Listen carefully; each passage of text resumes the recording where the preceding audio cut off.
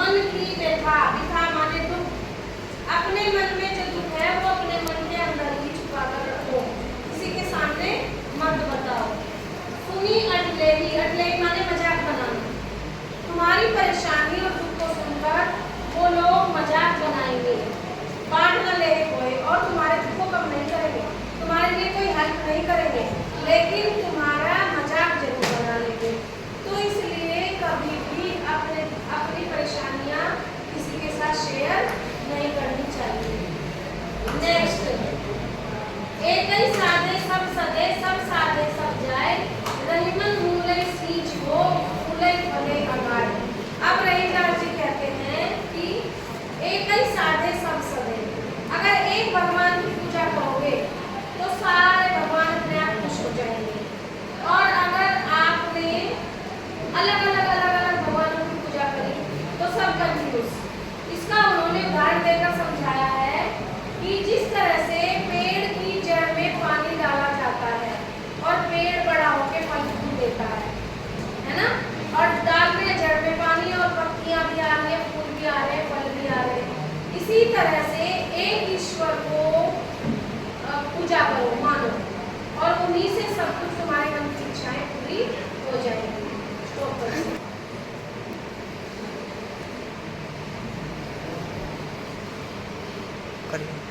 अब अगला पैरा पढ़ाते हैं, आगे दोहा है। अब अगला दोहा पढ़ाते हैं। चित्रकूट में रमी रहे, रहीमन अवध नरेश, जा पर विपदा पड़त है, सो आवत इस देश। अब वो रहीमदास जी कहते हैं कि श्री राम भगवान चित्रकूट में रहे थे वनवास के बाद, तो कहते हैं कि अवध नरेश, अवध देश के राजा, और छोटे से चित्रकूट में जाकर कुटी बनाकर रहे, लेकिन उस स्थान का इतना बड़ा महत्व है कि वो कहते हैं कि जहाँ पर विपदा पड़त है, विपदा माने दुख, जिसके सामने जीवन की कठिनाइयाँ आती हैं, वो अपने जीवन की कठिनाइयों को दूर करने के लिए चित्रकूट में जाकर राम जी से कृपा मांगते हैं और उनकी सारी कठिनाइयाँ दूर हो जाती है। ऐसा चित्रकूट का महत्व है। नेक्स्ट है दोहा। तीरथ दोहा अर्थ के आखर थोड़ी आही, जो रहीम नट कुंडली सिमट कूद चढ़ जाई। अब रहीमदास जी कहते हैं कि दोहा जो है ना, 2 लाइन का है। ये सारे जो दोहे हैं 2-2 लाइन के हैं, लेकिन इनमें अर्थ इतना बड़ा छिपा हुआ है, जीवन का अर्थ। तो कहते हैं कि तीरथ दोहा अर्थ के, दोहा जो है 2 लाइन का छोटा है, लेकिन उसका अर्थ तीरथ बहुत बड़ा है। आखर थोड़े आए, आखर माने अक्षर, भले ही दोहे के अक्षर थोड़े हैं, लेकिन उसका अर्थ बहुत बड़ा है। किस प्रकार से उन्होंने जो है उदाहरण देकर समझाया है कि जिस प्रकार नट अपनी सारी बॉडी का वेट अपने पेट में कुंडली में समेट कर तार पर चढ़ता है, इसी तरह से दोहा 2 लाइन का होने पर अर्थ इतना बड़ा समेटे हुए हैं। अगला दोहा है। धनी रहीम जल पंख को लघु जिए पियत अघाय, उदति बढ़ाई कौन है जगत प्यासो जाए। अब रहीमदास जी कहते हैं कि धनी रहीम जल पंख को, धनी माने धन्यवाद, और जल पंख, पंख माने तालाब, तालाब के जल का लाख लाख धन्यवाद है, क्योंकि लोग उससे अपनी पानी पीकर प्यास बुझाते हैं। पहले जमाने में तालाब इतने शुद्ध होते थे कि पीने के तालाब होते थे, लोग पानी पीते थे। तो रहीमदास जी ने छोटे से तालाब की विशेषता बताई है कि धन्यवाद है उस छोटे से तालाब को, क्योंकि उसके पानी को पीकर लोग प्यास बुझा रहे हैं। और उसके बदले उदति बढ़ाई कौन, उदति माने समुद्र, समुद्र इतना बड़ा है, लेकिन उसको कौन धन्यवाद दे। जगत प्यास हो जाए, उसका इतना पानी है कि जहाँ तक नजर जाएगी समुद्र में पानी पानी है, लेकिन एक घूंट पानी पीकर कोई उससे प्यास नहीं बुझा सकता। समुद्र का पानी खारा होता है। तो इसलिए रहीमदास जी कहते हैं कि बड़ा नाम और बड़े पैसे वाला होकर क्या फायदा अगर दूसरों के काम नहीं आ रहा है, और अगर गरीब है और उसके पास कुछ पैसे हैं, मोटी रकम, उन्हीं से वो दूसरों की रक्षा कर रहा है, सहायता कर रहा है, तो उसकी बड़ाई है। उसकी बड़ाई कौन करे जो सेठ बना बैठा है लेकिन काम का किसी है नहीं।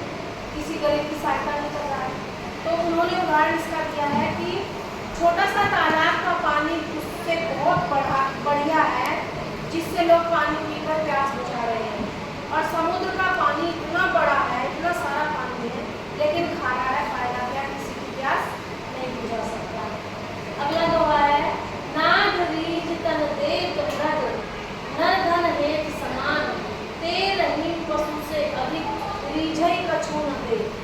अब रहीमदास जी कहते हैं कि नाद रीछ तन देत मृग, मृग माने हिरण, नाद माने ढोल ढमाके बज रहे हैं, बांसुरी बज रही है, और उसे सुन के, बांसुरी की धुन को सुन के हिरण उसके पीछे पीछे भाग लेता है। और शिकारी ने जाल बिछाया है कि बांसुरी बजाएंगे, हिरण आएगा और हम उसका शिकार कर लेंगे। तो हिरण जो है बांसुरी की धुन को सुनकर उसके पीछे पीछे चल पड़ता है और शिकारी उसका शिकार कर लेता है। अर्थात गाने को सुनकर हिरण ने अपना शरीर छोड़ दिया, शरीर त्याग दिया, गाने पे इतना रीझ गया, इतना खुश हो गया, न धन हेत समान। लेकिन मनुष्य जाति को क्या कहें कि उसके सामने चाहे कोई जरूरतमंद भीड़ भिड़ा रहा है, चाहे कोई बहुत सारा खेल तमाशा दिखा रहा है गरीब, लेकिन हम उसे एक पैसा भी दान नहीं कर रहे हैं। तो हमसे तो अच्छा पशु है जो बांसुरी की धुन पे चला जा रहा है, तो उसने अपना शरीर तक दान कर दिया। और हम किसी के रिझाने से रीझ नहीं रहे, खुशी नहीं हो रहे, किसी को एक पैसा भी दान नहीं दे रहे, तो मनुष्य होने का क्या फायदा अगर हम दूसरों की सहायता नहीं कर रहे हैं। जो नहीं पशु से अधिक रीझ कछु न दे, जो भी किसी वो पशु से अधिक कुछ नहीं है। हाँ, बिगड़ी बात बने नहीं, लाभ करे कि होए, रहीमन फाटे दूध हो, मथे न माखन हो। अब रहीमदास जी कहते हैं कि एक बार किसी से लड़ाई हो गई तो फिर पहले जैसी मजा नहीं आता, उस बात में दोस्ती पहले जैसी नहीं होती। उदाहरण देकर वो समझा रहे हैं कि कैसे अगर दूध फट गया है तो उसको कितना ही मत लो, उसमें से माखन नहीं निकलेगा। अगर दूध में जामुन लगाएंगे शाम को और वो जम जाएगा, तब उसे सुबह होकर पिलोएंगे तो उसमें से माखन निकलेगा। लेकिन फटे हुए दूध, वो दूध तो वही है लेकिन वो फट गया है, तो फटे हुए दूध में आप कितना ही चला लो उसको, कितनी ही मछली से पिलो लो, उसमें से मक्खन नहीं निकलेगा। इसी तरह से अगर आपकी दोस्ती किसी से टूट गई है, अगर किसी से बात बिगड़ गई है, तो वो बात पहले जैसी कभी नहीं बनेगी। इसलिए दोस्ती रखो, प्रेम रखो, और छोटी छोटी बातों में किसी के कहने पर अपनी दोस्ती मत तोड़ो, लड़ाई मत करो। अगला वो है दोहा, रहीमन देख बड़े को लघु न दीजिए डारी, जहाँ काम आए सुई कहा करे तलवारी। ये बहुत ही इम्पोर्टेंट दोहा है। तो रहीमदास जी कहते हैं कि हम लोग क्या करते हैं, हमारी दोस्ती एक जो पढ़ने में वीक स्टूडेंट है उससे है, या घर पे किसी दोस्ती गरीब बच्चे से है। अचानक से हमें बहुत धनवान आदमी मिल गया बच्चा, उसके पास गाड़ी है, बाइक है, और वो मॉल में घुमाता है और पार्टी करवाता है, तो आप उस गरीब बच्चे से दोस्ती तोड़ लेंगे और उससे दोस्ती कर लेंगे, है ना। और फिर क्या कहते हैं वो कि जहाँ काम आवे सुई कहा करे तलवारी। अब रहीमदास जी कहते हैं कि बड़े को देखकर छोटे को मत त्यागो, बड़ी चीज को देखकर छोटी चीज को फेंको मत, क्योंकि सबका अपना अपना स्थान है, अपना अपना काम है। जहाँ बड़ी चीज काम आती है वहाँ छोटी नहीं आ सकती, और जहाँ छोटी चीज काम आती है वहाँ बड़ी नहीं आ सकती। उन्होंने उदाहरण दिया है किस तरह से कि जहाँ तलवार युद्ध में काम आएगी वहाँ सुई काम नहीं आएगी, और जहाँ सुई कपड़े को धागा सिलने के काम आएगी वहाँ तलवार का यूज नहीं कर सकते। तो सबका अपना अपना महत्व है, किसी को उसकी धन दौलत और बड़े छोटे के ऊपर मत त्यागो, सबका अपना अपना महत्व है, सबको महत्व दो, सब तुम्हारे काम आएंगे। तो रहीमदास जी कहते हैं कि कभी भी बड़े को देखकर छोटे को मत त्यागो। अगर तलवार सिर काटती है युद्ध में तो सुई कपड़े सिलेगी, तलवार नहीं सिल सकती। तो सुई का अपना महत्व है और तलवार का अपना महत्व है। अगर आपके पैर में कांटा चुभ गया तो सुई निकालेगी, तलवार नहीं निकाल सकती। तो सुई और तलवार का अलग अलग महत्व है, दोनों ही नहीं छोड़ने।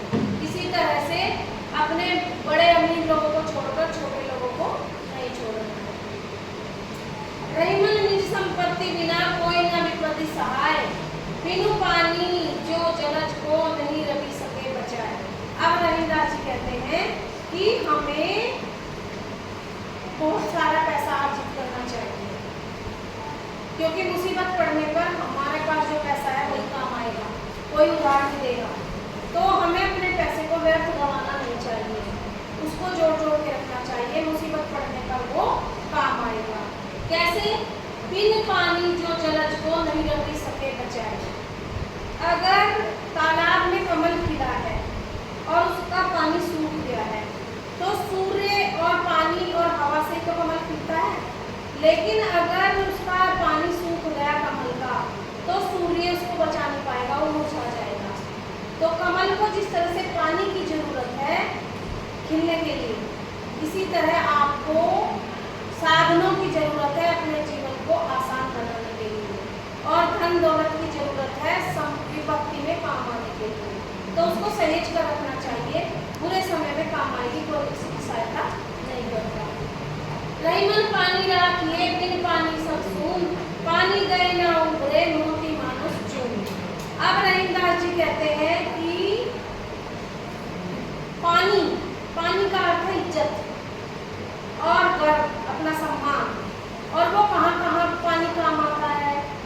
बिन पानी सब सून। अगर आपका सम्मान चला गया तो जीवन में कुछ नहीं बचा, भले मोटर गाड़ी सब कुछ है। तो कहते हैं कि पानी गए ना उबरे मोती। अगर पानी, उसकी स्वाति नक्षत्र की बूंद गिरती है सीप में तब मोती बनता है, अगर वो पानी की बूंद ना गिरी तो मोती नहीं बनेगा। मनुष्य का अगर सम्मान चला गया, आत्मसम्मान चला गया, तो वो जानवर से ज्यादा कुछ नहीं है। चून, अगर चून में पानी न डाला गया तो उसका आटा नहीं बढ़ेगा, रोटियां नहीं हो जाएंगी। तो पानी सबका रहना चाहिए, पानी के बिना इस जमाने में कुछ भी नहीं है। तीनों चीजों के लिए पानी अलग अलग है। मोती के लिए स्वाति नक्षत्र की बूंद, उसी से वो मोती बनता है। मनुष्य के लिए उसका सम्मान पानी है। कहते हैं ना कभी कभी कि बहुत पानी मेरे लिए है ना, तो वो सम्मान होता है। चून, आटा, अगर आटे में पानी नहीं डालेंगे तो रोटी नहीं बना पाएगी। ओके।